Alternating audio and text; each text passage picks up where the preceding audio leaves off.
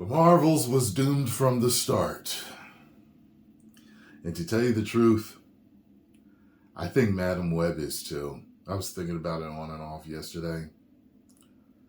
I think you're going to hear that glass break when I come home for that movie review. But we'll just have to see. This stuff is so ridiculous. It's like these companies just love losing money. But we shall see.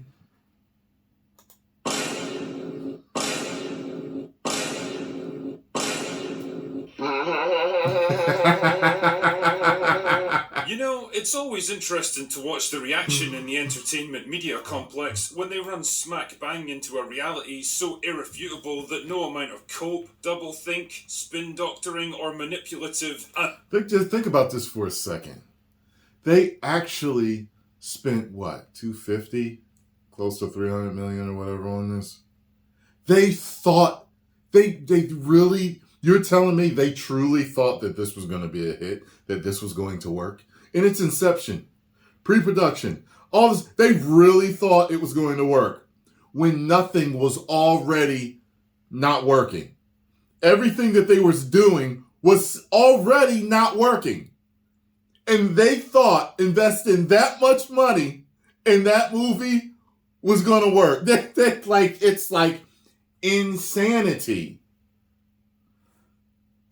And that's a good thing. Articles can possibly obfuscate it. That's right, the Court of Box Office Opinion has rendered its verdict on The Marvels, dear viewer, and their judgment has been harsh and unanimous. This movie is officially a flop. In fact, calling The Marvels a flop is a bit like saying that Movie Bob has some questionable opinions about the human race. Yes, it's technically a true statement, but it doesn't really encompass the full magnitude of the problem. The movie recorded an embarrassing $47 million on its opening domestic weekend, by far the worst performance out of any Marvel movie ever. Damn man, even the Incredible Hulk managed to bring in $55 million, and that was 15 years ago. Oh my goodness, who could possibly have predicted this? Well, everyone as it turns out. Everyone except the people who made the thing, apparently. No matter how you try to spin it, the movie has been an unmitigated disaster, and now that it's impossible to lie their way out of that fact, the focus has shifted instead on finding a politically acceptable explanation that allows the studio to save face. It wasn't a bad movie, you see. The real problem was the actors' strike preventing the stars from promoting it. Because truly, whenever Brie Larson opens her mouth to talk about Captain Marvel, she's an instant hit with audiences. Tom Cruise, that be you? No, I'll be the first me, not the next Tom Cruise. Thank you very much. Wow, yeah. And if there's one thing we can all agree on, it's that scripted, corporate-approved puff-piece interviews on late-night talk shows are where every thinking man goes to form their opinions about the latest film releases.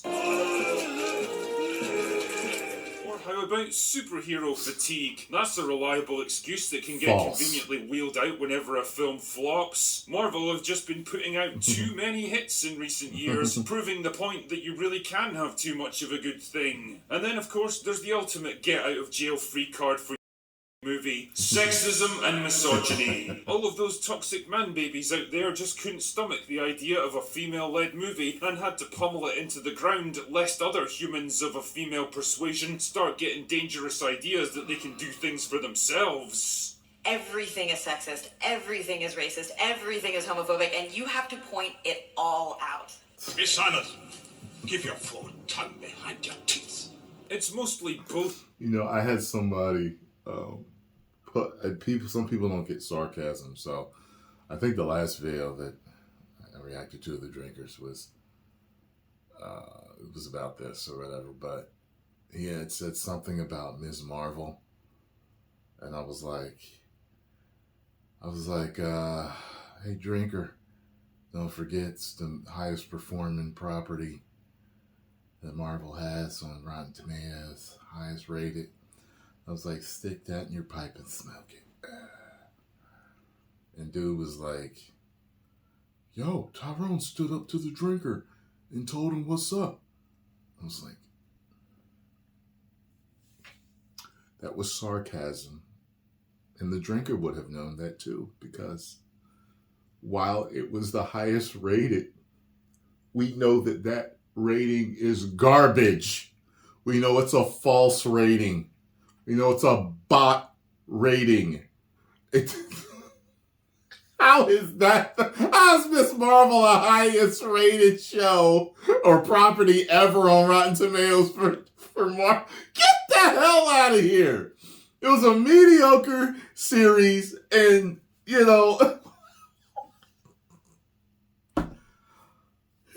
he stood up to the drinker.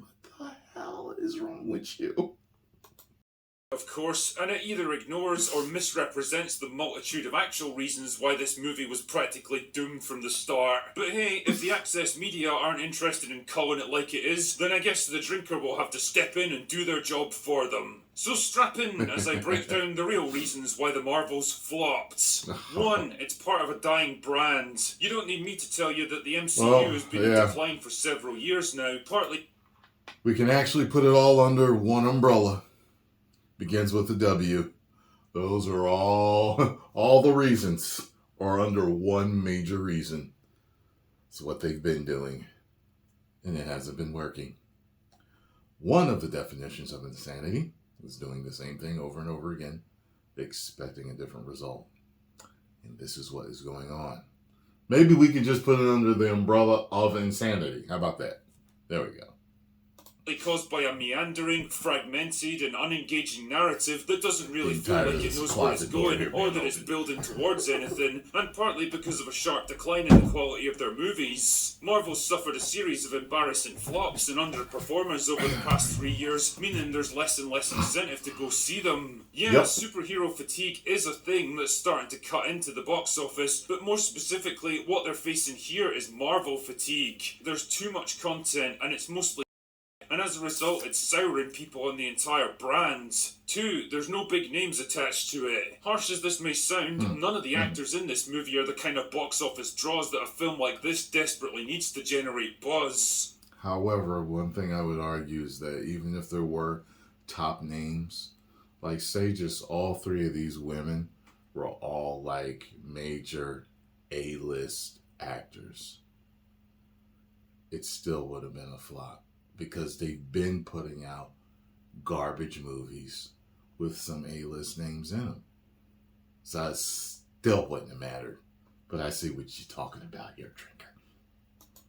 Iman Vellani, Zawe Ashton, and Teyonah Parris are all nobodies. Brie Larson's only high-profile role was in the first Captain Marvel 4 years earlier, and at this point, even Samuel Jackson isn't all that exciting, partly because he seems determined to appear in every single movie getting made, so his presence isn't exactly a big event anymore, and partly because nobody cares about his character now. Nick Fury's been gradually broken down and deconstructed in recent years. After Secret Invasion, I don't care about him no more.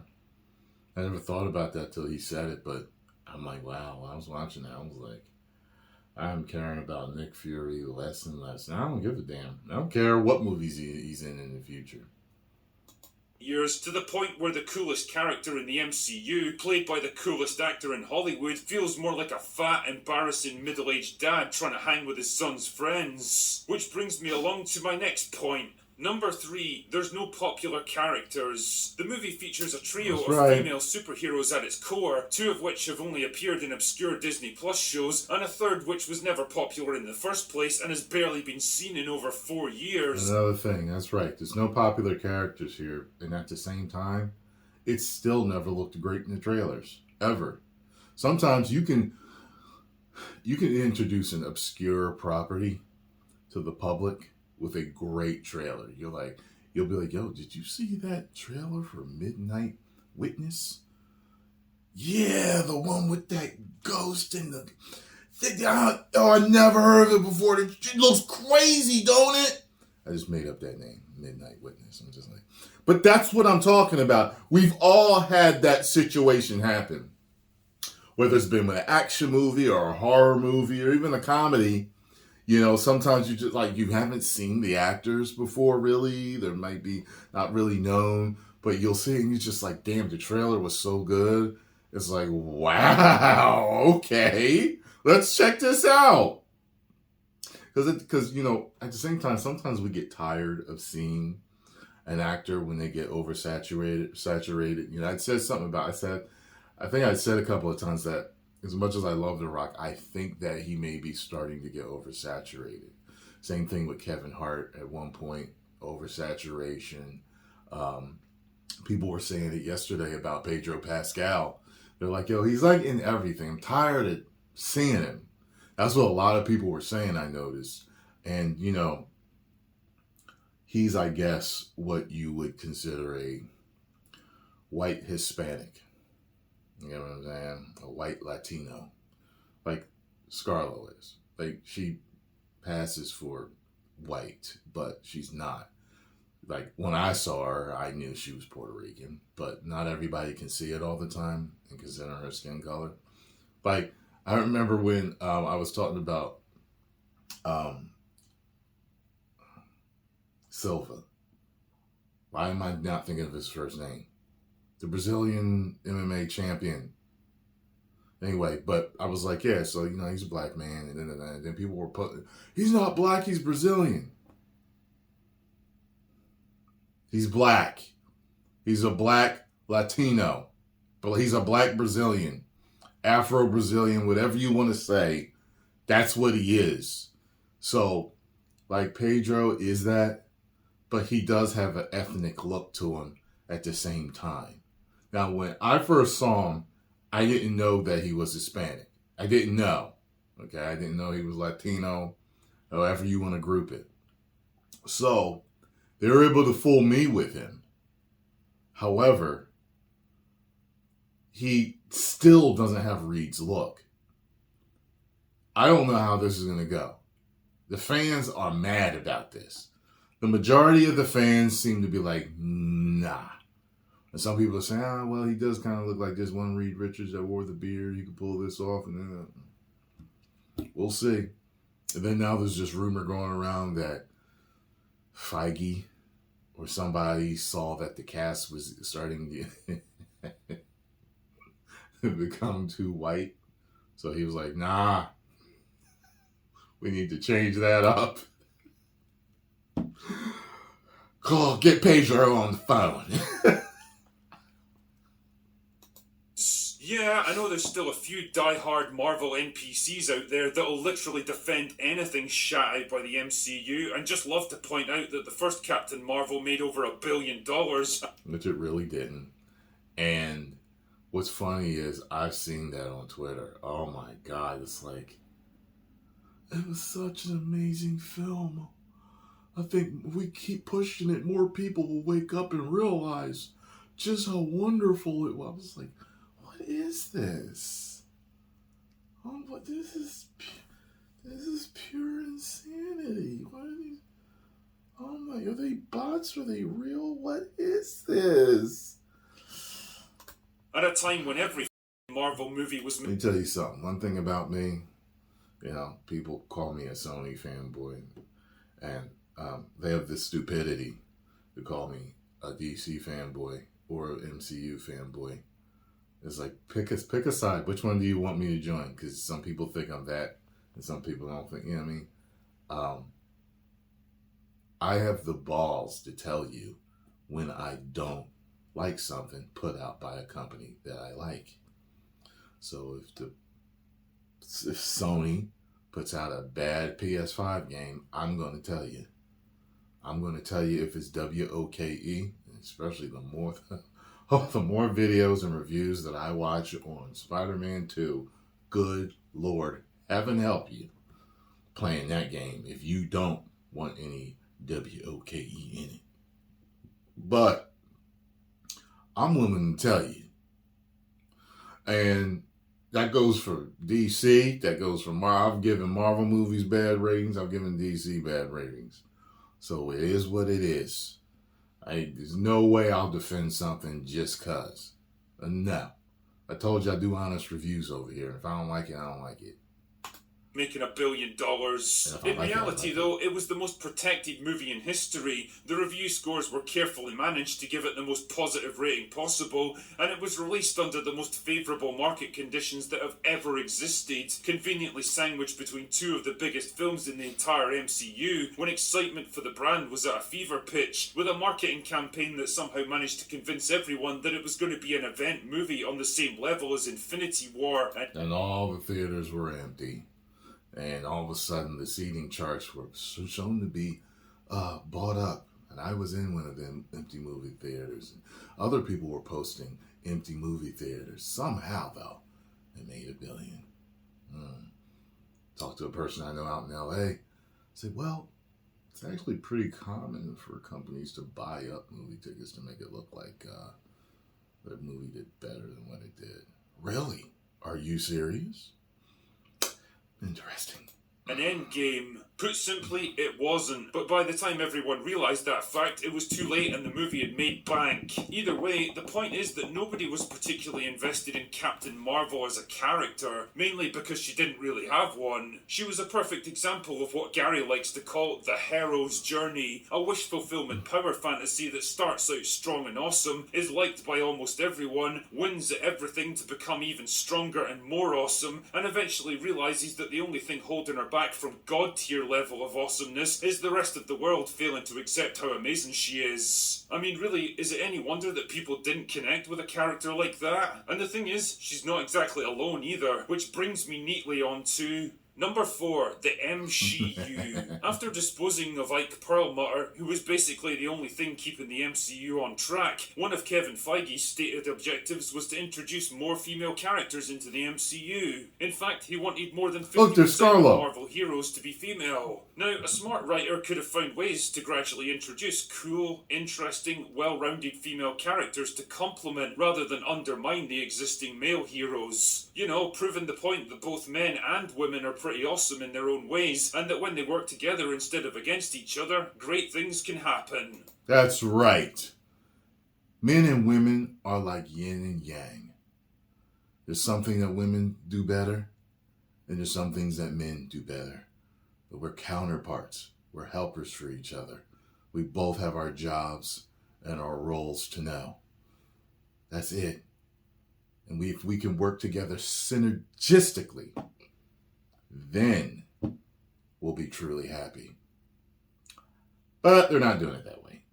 The writers at Marvel were not smart, however. Instead, what we ended up with was a relentless deluge of smug, generic, overpowered, patronising boss that the scripts were painfully eager to depict as smarter, stronger, more capable, more righteous, and more assertive than the dumb, timid, outdated imposters now wearing our favourite heroes like skin suits. They usually excelled in traditionally male-dominated fields like science, technology, aerospace, and engineering. They were often completely self-taught, and of course, they never needed help from a man. And by God, Marvel really went all in with this one. If a movie or TV show happened to have a male lead, you could basically guarantee there would be at least 2 or 3 of these strong female supporting characters hovering around him, making fun of his grandiose posturing and consistently outperforming him in every possible way. On the other hand, if the movie was female-led, then the favour was absolutely never returned, because of course, that door only ever swings one way. And while this isn't a very diplomatic way of putting it, that became real old real fast. The resulting oversaturation of poorly written, superficially strong but fundamentally unlikable female characters was By the way, John Krasinski, why didn't they go with him for Reed Richards? Now, one of the rumors is, he was too old. But then people are like, well, wait a minute. Pedro Pascal is older than him. I didn't actually fact check that, so let's find out. John Krasinski, age. 44 years old. 44. That's funny, I'm older than him. That's hilarious.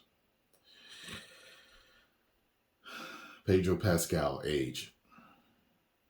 Pedro Pascal. 48. He got 4 years in him. So Pascal's older than me. If that's true, then that would be a lie to the fans. Labelled the MCU, and the result was a gradual souring of audiences towards any new female characters. People just didn't trust them anymore because they knew exactly what they'd be getting when one of them showed up. Just another smug feminist Higher, further, faster, baby.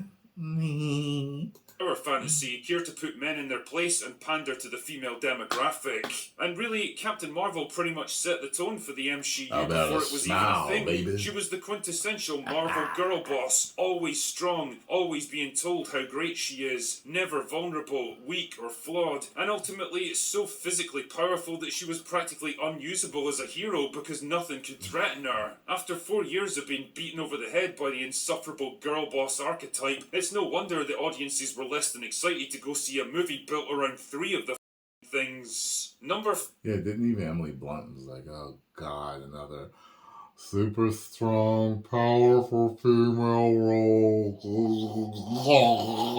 It's like you're just pushing it so hard. It just sticks out. Like when you were watching, I was watching the Madam Web trailer. It's just like, oh look, she's white, her friend's black, there's an Asian, and it's like, oh, it fit them all in. He ticked all the racial boxes. You just see it. This I gotta say, in all of Hollywood history that I can remember, is the hardest pushed agenda, or whatever you want to call it, that I've ever seen. So much so that it's blatant and you see it. You see it coming and then you're like, there it is. Like some people just call it while they're watching stuff. How much you want to bet she's going to save him? And then this is going to happen. How much you want to bet they're going to bait and switch? How much you going to bet that this is going to... How much you want to bet? And they're always right. It's just amazing. 5. It sucks. I mean, I don't think that point requires much elaboration, really. The Marvels is basically a film with a bland, formulaic story that feels like it was written by a AI, boring characters with nonsensical motivations, apathetic performances, crappy editing and visual effects, and absolutely no heart or passion. In short, The Marvels was basically always going to fail because most of the conditions that set the original movie up to succeed were now working against it. And it does make me wonder if this film might represent a turning point of sorts, an end to the bloated, predictable excesses of a studio that once believed it could do no wrong, an end to the tired, predictable girl boss trope that's blighted so many people's enjoyment of the MCU, and in a larger sense, an end to the reign of the big budget superhero movie. Next year is going to be a quiet one for Marvel, with only a single movie penciled in for release, and it does make me wonder if they'll use this lull in production to rethink their creative direction. Time will tell, but something tells me the failure of the Marvels is something they won't forget in a hurry. Now, just before I to drink myself into oblivion again, I wanted to remind you that my shiny new Critical Drinker merch store is now up and running and accepting orders. I figured it was about time to turn this stuff over to artists and designers who actually knew what they were doing, and they've already produced some kick-ass designs that look miles better than anything that was available before. So if you're interested in taking a look, I'll leave a link in the description. Anyway, that's all I've got for today. Go away now. Good assessment as usual. Make sure you get over and follow the drinker and tell him Tyrone Magnus sent you. We can only wait and see what they're going to do with the rest of these shows and movies, because you can tell Madam Web was like already made during the, you know what I mean?